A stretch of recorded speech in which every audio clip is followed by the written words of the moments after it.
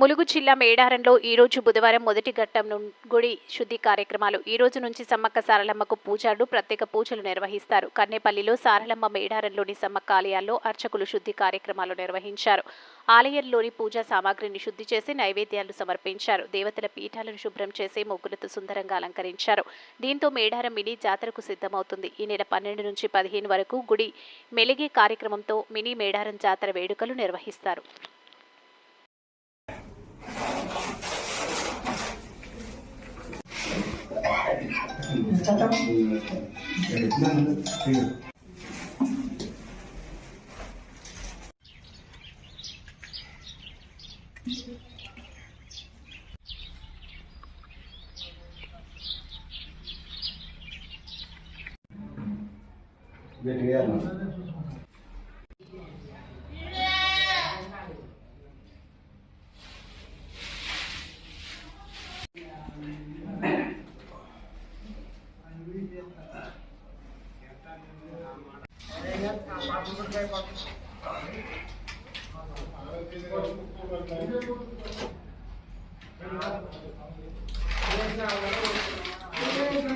Hello.